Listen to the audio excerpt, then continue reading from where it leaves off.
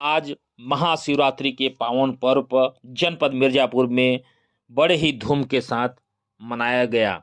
आज नगर के विभिन्न शिवालयों में भक्तों का सुबह से ही तांता लगा रहा।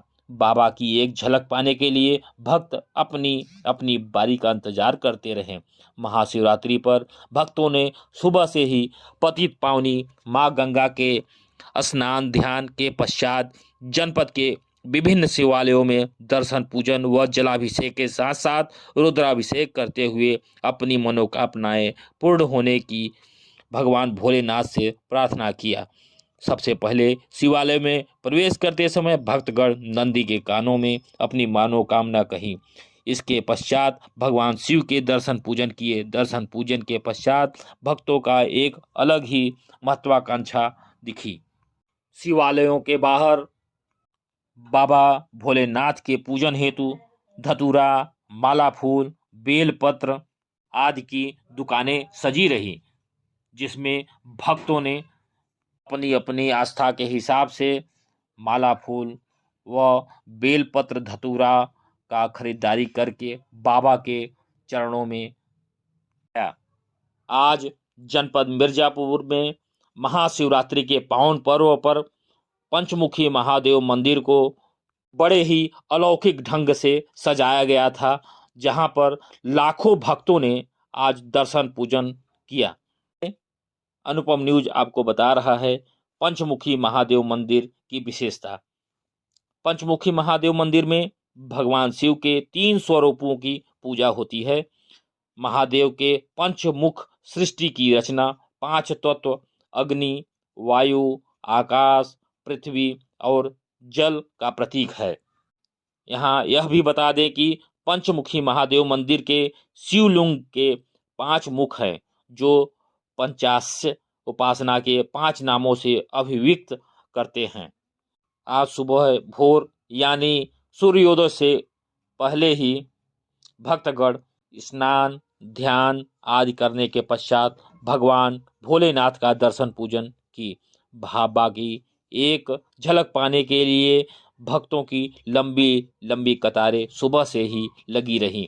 पंचमुखी महादेव मंदिर जनपद का प्राचीनतम मंदिरों में से एक है। इसकी महत्ता पर पुराणों में भी वर्णित है।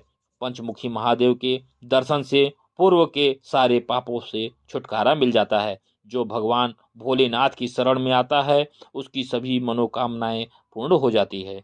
महाशिवरात्रि के पावन पर्व पर आज जनपद मिर्जापुर के तारकेश्वर मंदिर की तरफ चलते हैं। यहाँ यह मान्यता है कि तारकेश्वर मंदिर में दर्शन करने से भर जाती है सूंदी गोद। तारकेश्वर बाबा मंदिर की स्थापना का कोई लिखित इतिहास अभी तक नहीं मिला है, लेकिन यहाँ के पुजारी के अनुसार यहीं से माँ विंध्यवासिनी का त्रिकोण आरंभ होता है। इसके साथ ही यहीं पर समापन भी किया जाता है।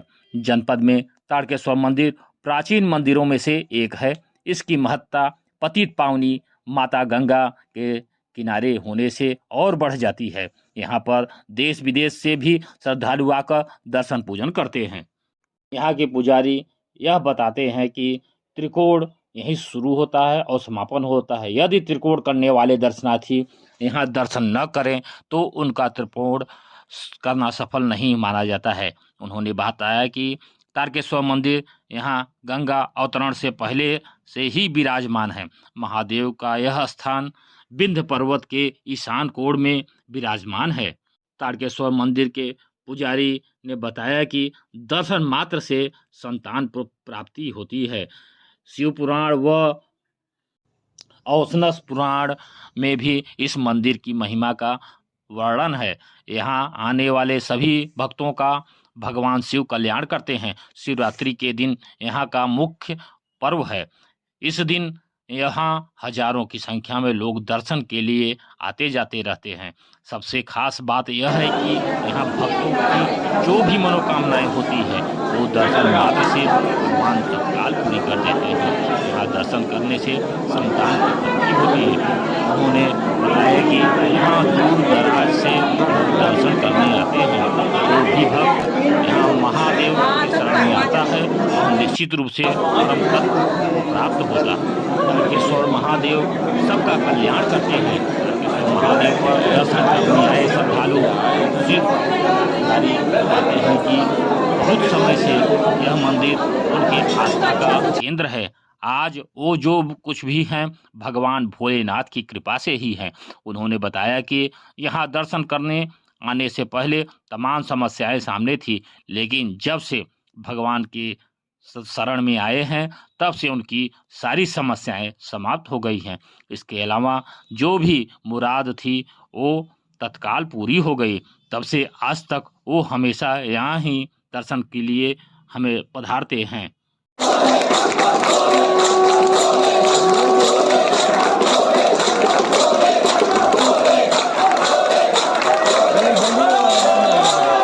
खबर जनपद मिर्जापुर से है।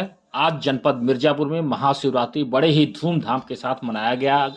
महाशिवरात्रि के पावन पर्व पर प्रदेश के राज्य मंत्री ने भगवान शिव व माता पार्वती पालकी यात्रा का पूजन अर्चन कर किया रवाना। प्रदेश के प्राविधिक शिक्षा, उपभोक्ता संरक्षण एवं बाट माप कैबिनेट मंत्री सहित विधायक नगर रत्नाकर मिश्र भी पालकी यात्रा में हुए सम्मिलित। श्री बूढ़ेनाथ मंदिर से निकाली गई भव्य पालकी यात्रा नगर वासियों ने फूल बरसाकर किया पालकी यात्रा का स्वागत।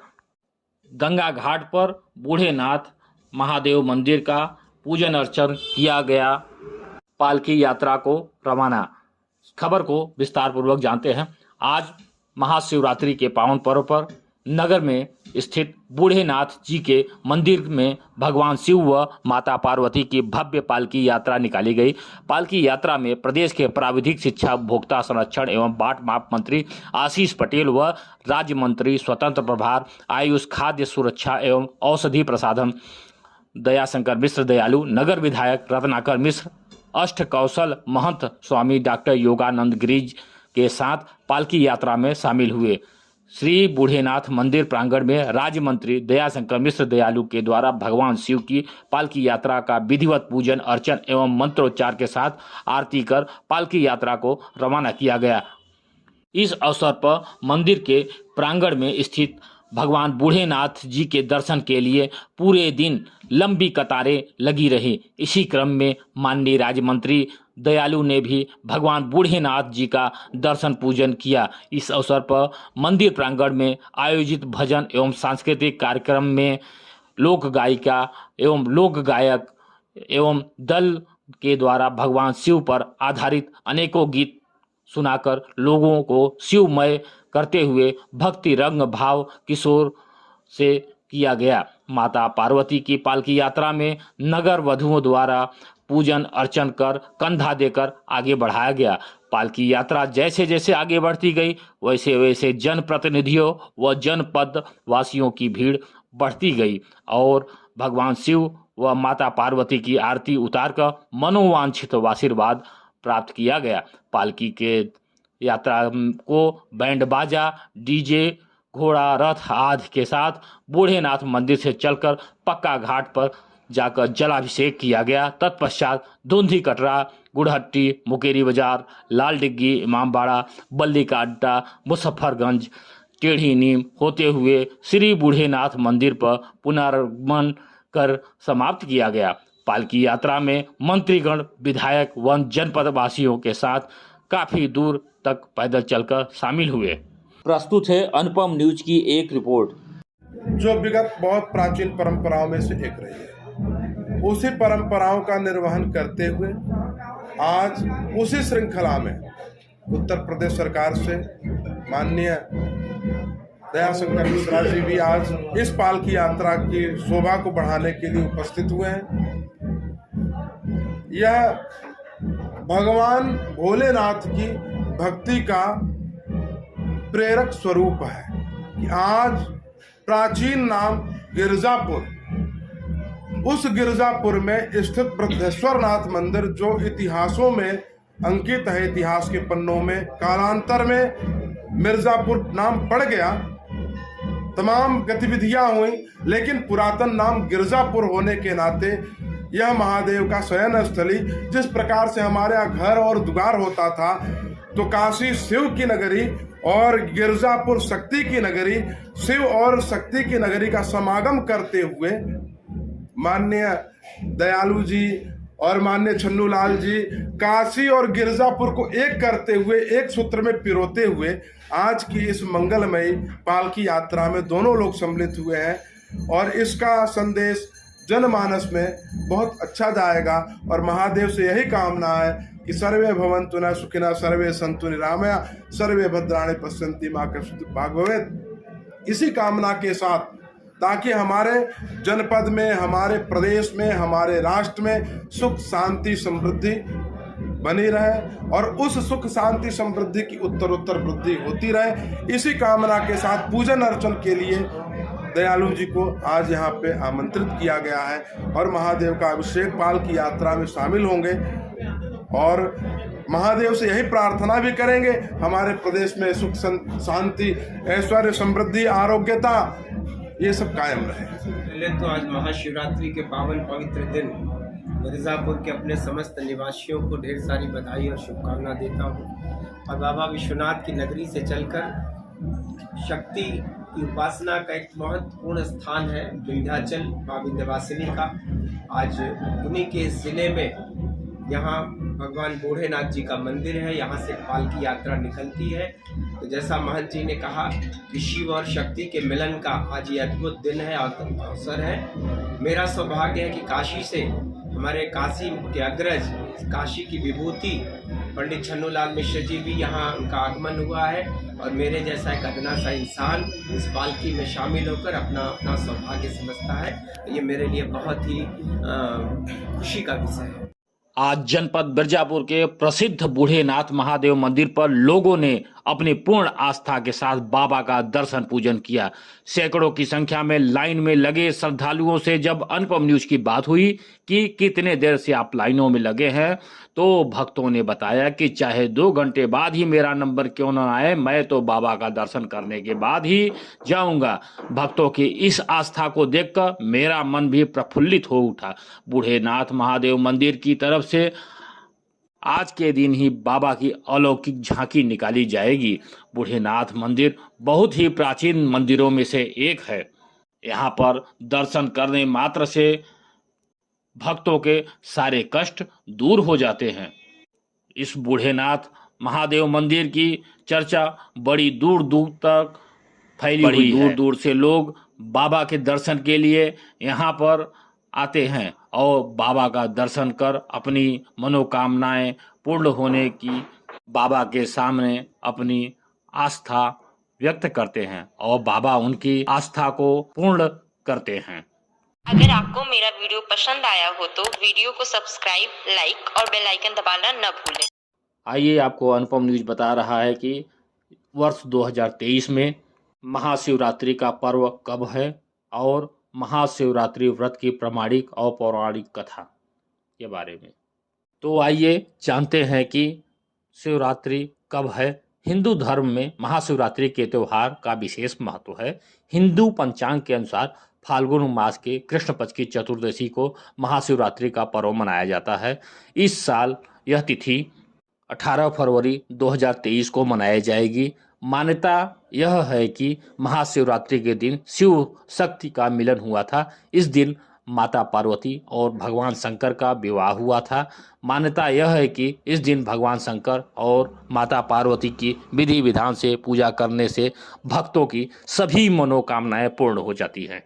ये महाशिवरात्रि का शुभ मुहूर्त जानते हैं। फाल्गुन मास चतुर्दशी तिथि 17 फरवरी को रात 8:02 से प्रारंभ होगी और 18 फरवरी की शाम 4:18 पर समाप्त हो जाएगी। इस वर्ष महाशिवरात्रि पर बन रहे हैं कई शुभ संयोग, जिसमें महाशिवरात्रि के साथ शनि प्रदोष व्रत का भी शुभ संयोग बन रहा है। शनि प्रदोष व्रत से भगवान शिव के साथ शनि देव का भी आशीर्वाद प्राप्त होगा। निशिथ काल का पूजन मुहूर्त।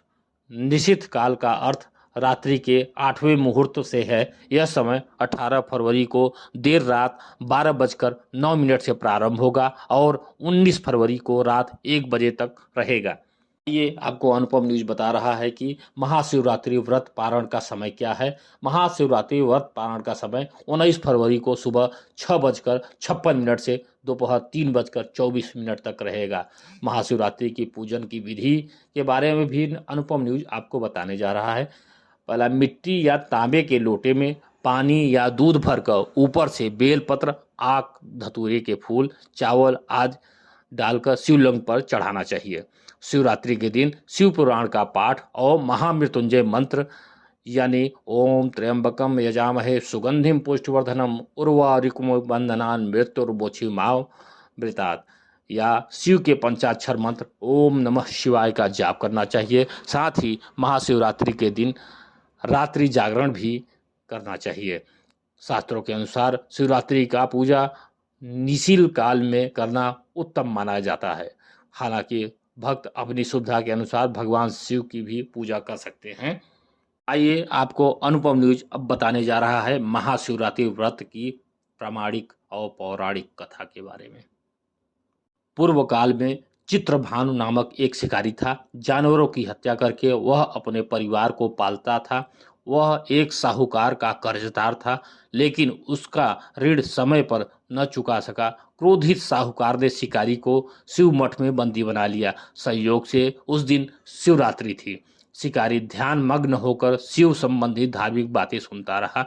चतुर्दशी को उसने शिवरात्रि व्रत की कथा भी सुनी। शाम होते ही साहूकार ने उसे अपने पास बुलाया और ऋण चुकाने के विषय में बात की।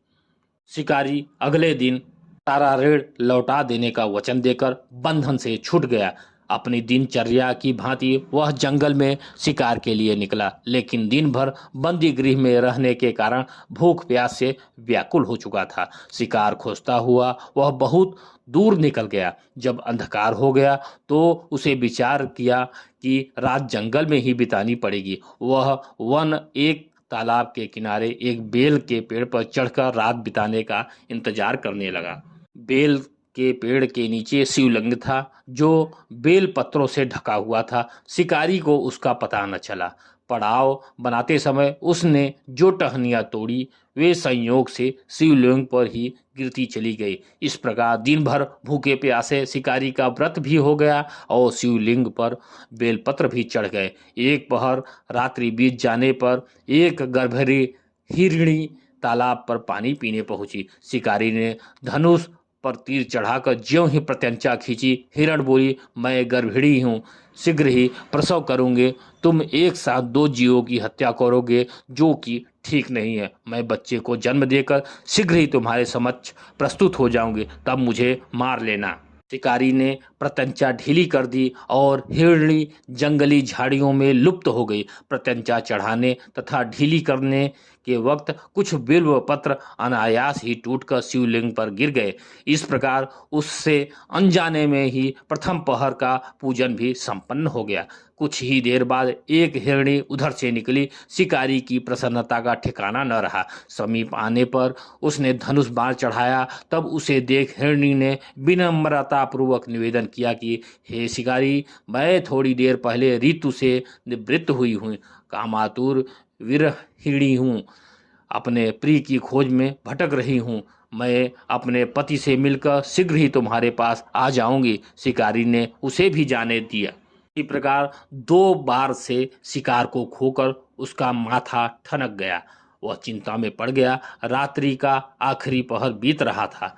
इस बार भी धनुष से लगकर कुछ बेलपत्र शिवलिंग पर जा गिरे तथा दूसरे पहर का भी पूजन संपन्न हो गया। तभी एक अन्य हिरणी अपने बच्चों के साथ उधर से निकली। शिकारी के लिए यह स्वर्णिम अवसर था। उसने धनुष पर तीर चढ़ाने में देर नहीं लगाई। वह तीर छोड़ने ही वाला था कि हिरणी बोली, हे शिकारी, मैं इन बच्चों को इनके पिता के हवाले करके लौट आऊंगी। इस समय मुझे मत मारो। शिकारी हंसा और बोला, सामने आए शिकार को कैसे छोड़ दूं? मैं ऐसा मूर्ख नहीं। इससे पहले मैं 2 बार अपना शिकार खो चुका हूं। मेरे बच्चे भूख प्यास से व्याकुल हो रहे हैं। उत्तर में हिरण ने फिर से कहा, से तुम्हें अपने बच्चों की ममता सता रही है। ठीक वैसे ही मुझे भी है। हे शिकारी, मेरा विश्वास करो, मैं इन्हें इनके पिता के पास छोड़कर तुरंत लौटने की प्रतिज्ञा करती हूँ। हिरणी का दुख भरा स्वर सुनकर शिकारी को उस पर दया आ गई। उसने उस मृगी को भी जाने दिया। शिकारी के अभाव में तथा भूख प्यास से व्याकुल शिकारी अनजाने में ही बेल वृक्ष पर बैठा बेलपत्र तोड़ तोड़ कर नीचे फेंकता जा रहा था। पौ फटने को हुई तो एक हिष्ट पुष्ट मृग उसी रास्ते पर आया। शिकारी ने सोच लिया कि इसका शिकार वह अवश्य करेगा। शिकारी ने तनी प्रत्यंचा देखकर मृग विनीत स्वर में बोला, हे शिकारी, यदि तुमने मुझसे पूर्व आने वाले 3 मृगियों तथा छोटे छोटे बच्चों को मार डाला है तो मुझे भी मारने में विलंब न करो, ताकि मुझे उनके वियोग में एक क्षण भी दुख न सहना पड़े। मैं उन हिरणियों का पति हूँ। यदि तुमने उन्हें जीवन दान दिया है तो मुझे भी कुछ क्षण का जीवन दान देने की कृपा करो। मैं उनसे मिलकर तुम्हारे समक्ष उपस्थित हो जाऊंगा। मृग की बात सुनते ही शिकारी के सामने पूरी रात का घटना चक्र घूम गया। उसने सारी कथा मृग को सुना दी। तब मृग ने कहा, मेरी तीनों पत्नियां जिस प्रकार प्रतिज्ञाबद्ध होकर गई हैं, मेरी मृत्यु से अपने धर्म का पालन नहीं कर पाएंगी। अतः जैसे तुमने उन्हें विश्वास पात्र मानकर छोड़ा है, वैसे ही मुझे भी जाने दो। मैं उन सब के साथ तुम्हारे सामने यथाशीघ्र ही उपस्थित होता हूँ। शिकारी ने उसे भी जाने दिया। इस प्रकार प्रातः हो गई। उपवास, रात्रि जागरण तथा शिवलिंग पर बेलपत्र चढ़ने से अनजाने में ही शिवरात्रि की पूजा पूर्ण हो गई। पर अनजाने में ही की गई पूजन का परिणाम उसे तत्काल मिल गया। शिकारी का हिंसक हृदय निर्मल हो गया। उसमें भगवत शक्ति का वास हो गया। थोड़ी ही देर बाद मृग सपरिवार शिकारी के समक्ष उपस्थित हो गया ताकि उनका शिकार कर सके। किंतु जंगली पशुओं की ऐसी सत्यता, सात्विकता एवं सामूहिक प्रेम भावना देखकर शिकारी को बड़ी ही ग्लानि हो गई। उसने मृग परिवार को जीवन दान दे दिया। अनजाने में शिवरात्रि के व्रत का पालन करने पर भी शिकारी को मोक्ष की प्राप्ति हुई। जब मृत्यु काल में यमदूत उसके जीवन को ले जाने आए तो शिवगणों ने उन्हें वापस भेज दिया तथा शिकारी को शिवलोक ले गए। शिव जी की कृपा से ही अपने इस जन्म में राजा चित्रभानु अपने पिछले जन्म को याद रख पाए तथा महाशिवरात्रि के महत्व को जानकर उसका अगले जन्म में भी पालन कर पाए। आइए अब आपको यह अनुपम न्यूज बता रहा है शिव कथा का क्या संदेश है, जानते हैं विस्तृत पूर्वक। शिकारी की कथानुसार महादेव तो अनजाने में किए गए व्रत का भी फल दे देते हैं, पर वास्तव में महादेव शिकारी की दया भाव से प्रसन्न हुए थे। अपने परिवार के कष्ट को ध्यान में धोते हुए भी शिकारी ने मृग परिवार को जाने दिया। यह करुणा ही वस्तुतः उस शिकारी को उन पंडित एवं पुजारियों से उत्कृष्ट बना देती है जो कि सिर्फ रात्रि जागरण, उपवास एवं दूध दही बेलपत्र आदि द्वारा शिव को प्रसन्न कर लेना चाहते हैं। इस कथा में सबसे महत्वपूर्ण यह बात यह है कि अनजाने में हुए पूजन पर विशेष बल दिया जाता है। इसका अर्थ यह नहीं है कि शिव किसी भी प्रकार से किए गए पूजन को स्वीकार कर लेते हैं अथवा भोलेनाथ जाने या अनजाने में हुए पूजन को भेदभाव नहीं कर सकते।